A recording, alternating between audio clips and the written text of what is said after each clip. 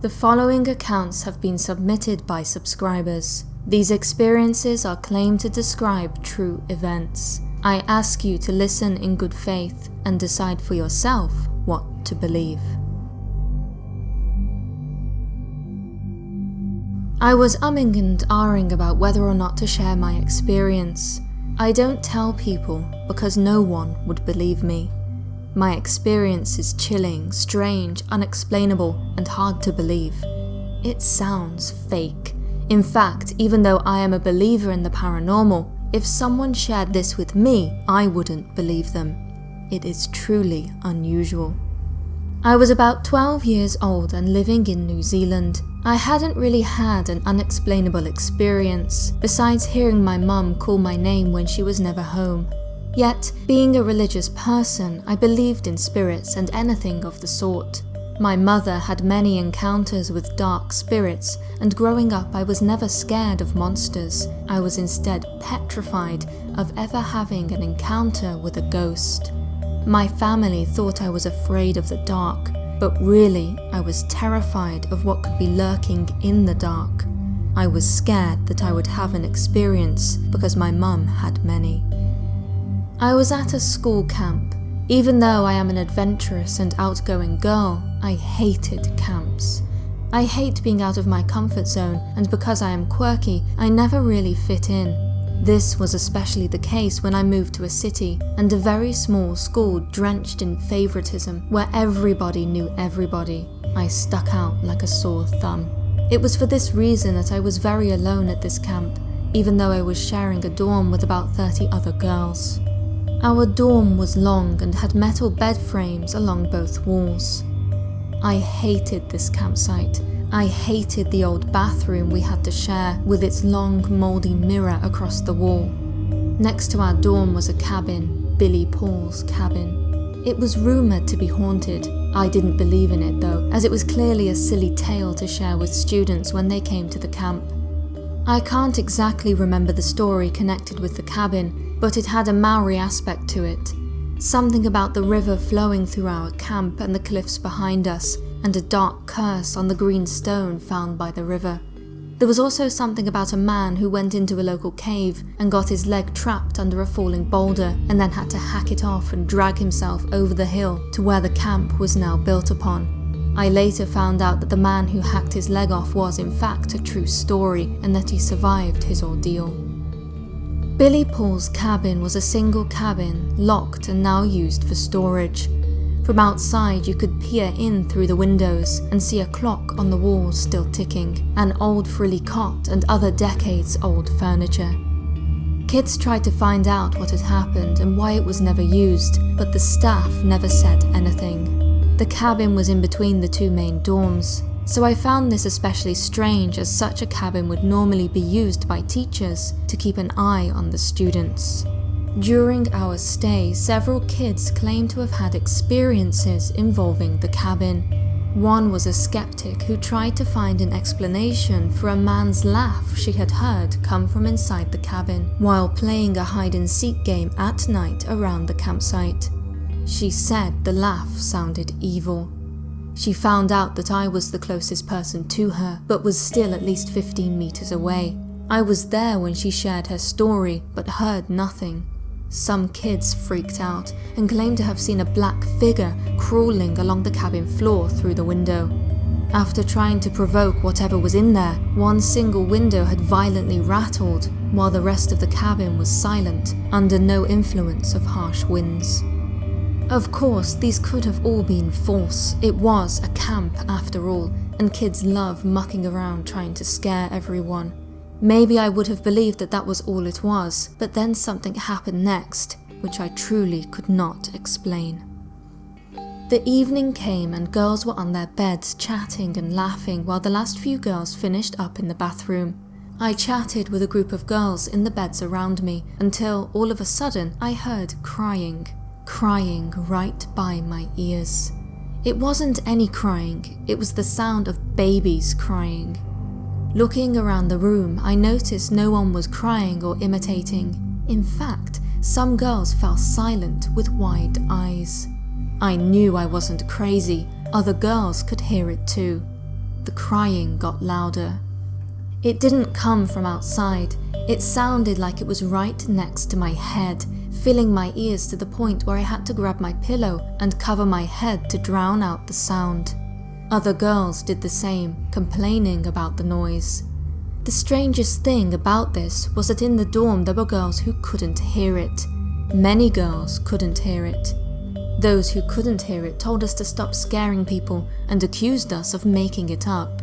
A lot of girls, like me, could hear the crying, and we tried to explain that we weren't lying as we shielded our ears from the sound. Some were freaking out. Some were laughing at us like we had planned a prank. How could these girls not hear it? Were they lying? Why weren't they wincing? It was, after all, painful to hear.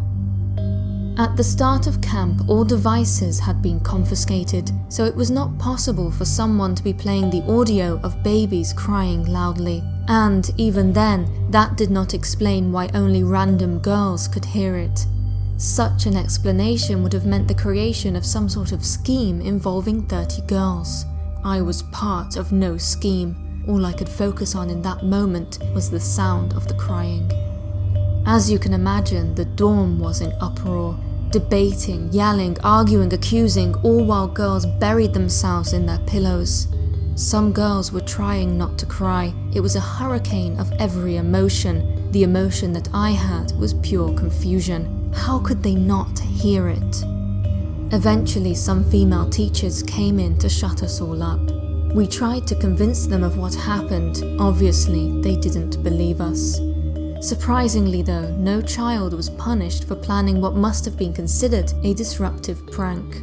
No one was told off. We were simply hushed and told to forget all about it and go to bed. The next morning, I wanted to find an explanation. Me and some of the girls who had heard the crying went to a member of staff. I purposefully chose a young guy who I knew would tell me if anything was up. I was the one who asked him if any babies were on the premises. He looked at me like I was strange and assured me that we were the only group present. Our school was entirely alone at this campsite. I told him the experience. Even the other girls chimed in, trying to convince him. He said it was creepy and agreed that it was impossible, yet I knew he didn't fully believe us. After walking away from him, my heart fell to my stomach. I felt sick. To this day, I can't find an explanation as to what happened that night, but I know what I heard. I can't deny it. It was real to me. It was in my ears, for crying out loud. Literally. How could this have been a prank? Was it something to do with the cot in Billy Paul's cabin? I feel so stupid for sharing this, and I know that I cannot force anyone to believe me. Whatever you believe, I will never forget how I felt when my heart sank, or the loudness of the crying. It was truly, truly strange.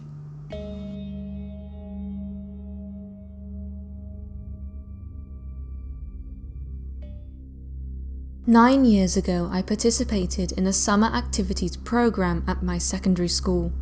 The program took my class and I to an old mansion with an adjacent large pond, which belonged to an old wealthy family. Supposedly, there had been reports by previous visitors of strange things happening in the mansion. The sound of whispers, faint children's giggles on a staircase, cold spots, and the apparition of a lady walking on the pond at night. Upon arriving at the estate, it felt like any normal old mansion. As far as I could tell, there was nothing out of the ordinary. Then, upon entering the house for a tour, I started to feel slightly apprehensive. It was broad daylight, yet I couldn't have anticipated what would happen next. We entered a room which had 2 rows of chairs with a large window opposite the chairs. This faced the old mansion's courtyard. We took our seats to listen to a presentation about the house. I sat on the front row at the right edge. It was at that moment that I started to get what would quickly become a piercing headache. It wouldn't stop and only became worse. I also felt a heavy weight come upon me. Weighed down by the pressure and the headache, I slumped my head for the entirety of the presentation. After what felt like an hour, the presentation was finished and I was able to stand up. As I did, I heard a classmate gasp. When asked what was wrong, she explained that she had felt something grab her arm. It couldn't be explained. After exiting the room, the rest of the tour was normal, with nothing out of the ordinary. After returning to the school, a teacher who had been on the trip with us shared the pictures he had taken. Among the pictures was one of the room in which we had listened to the presentation. The photo showed me sitting on the front row at the edge with my head slumped, just as I remembered. Only there was something else in the picture, something I had not remembered. The picture showed a white apparition hovering above me. I believed, and still believe to this day, that the room where I felt the pressure and my classmate was grabbed was the residence of jinns, likely the personal jinn, the Kareen, of those who once lived in that old mansion.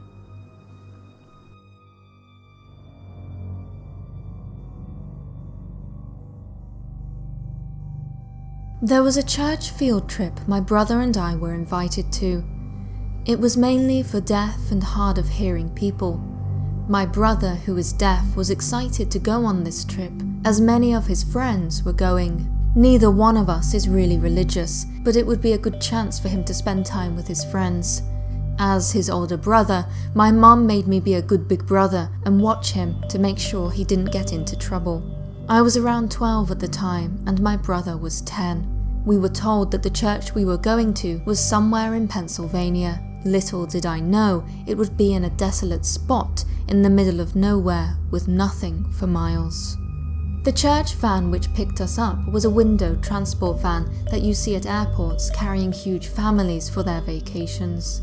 My younger brother and I hopped in at the pickup spot somewhere in Pasadena, Maryland. From there we started our long 4.5-hour drive. I chose to sit in the very back. I wanted to get some rest during the drive and to get some space for my brother and his friends. Surprisingly, deaf people are not quiet. I woke up about an hour into the trip with my brother tapping me on the forehead, telling me to look out the window. I got up and looked. I could see nothing but trees out the window. It was around 5:30 p.m. and it was the beginning of fall, so it started to get dark around 6. My younger brother insisted I look at what he was pointing at, so I hopped over the seat to get a better look. I still saw nothing. I turned around and signed to him that there was nothing, and I couldn't see anything. Yet, as I hopped over back to my seat, I noticed something red out the corner of my eye.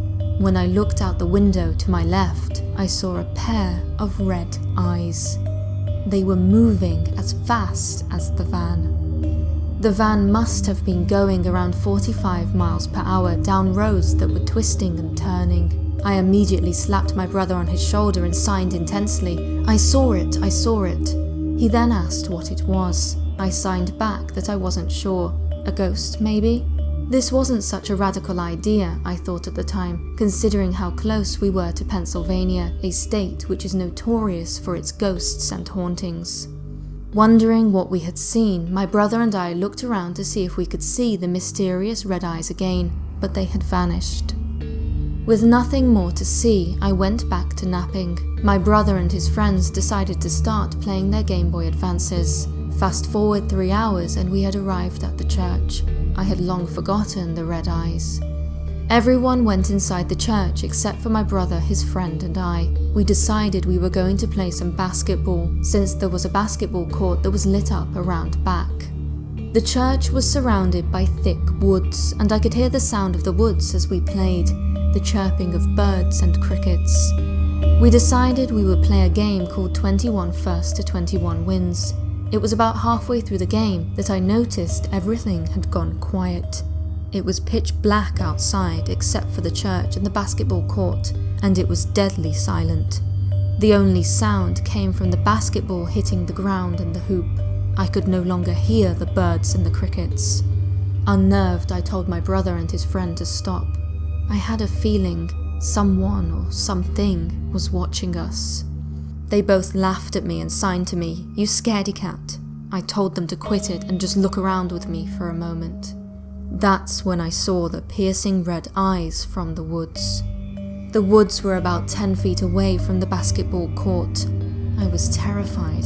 I tapped my brother and his friend and pointed to where the red eyes were. Seemingly as soon as I pointed to them, the red eyes blinked and turned to walk away from the basketball court, walking along the edge of the forest, but staying out of any light that broke through the trees. We were unable to see anything other than the eyes. All three of us looked at each other and decided it would be best to go into the church. We ran as fast as we could to the doors. There was an adult there who asked us what we were doing. I told him that we'd been playing basketball. Unimpressed, he led us into a general area for the games everyone else was playing and told us to stay there, saying that we were not supposed to be outside. After this, he walked out into the hallway and never came back into the room for the rest of the night.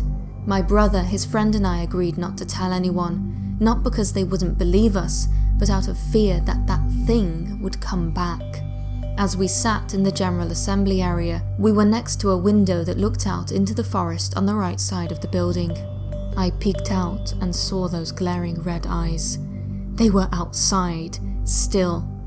Again, I immediately grabbed my brother and shoved him to the window and showed him. What was it? Why was it following us? Both of us were freaking out. One of the chaperones noticed we were freaked out and asked if everything was okay. When we told her to look out the window, she said she didn't see anything. Immediately I looked back out, and sure enough, I didn't see a trace of the red eyes. After that, we left the window and joined in playing games with the others.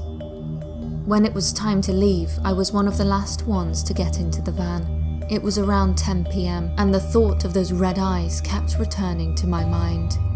Then, as I was waiting for the van to load, I heard something that I would never forget. It sounded like a cross between a dog howling and a blood-curdling screech. It sounded inhuman. I was the only kid there who could hear fine. I turned to my brother's friend, who was hard of hearing, and asked him if he heard anything. He said he hadn't. I was the only one who had heard it. I couldn't sleep the ride home. The sound of that thing, those piercing red eyes. I was attentively watching the passing trees, scanning them to see if I could see those eyes again, following us. I never did see them, and I don't want to ever again. Whatever that thing was, it wasn't friendly or looking to make any new friends.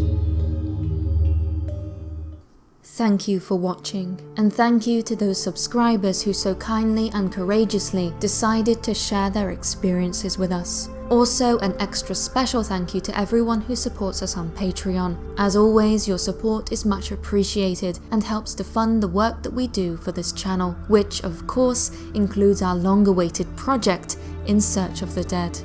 In Search of the Dead is a full-feature documentary that my husband Eric and I have been working on since early 2017. It is due for release very shortly, on November the 15th, and will be available to view via Patreon and YouTube membership and on Vimeo.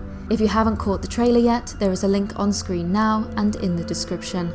Until next time.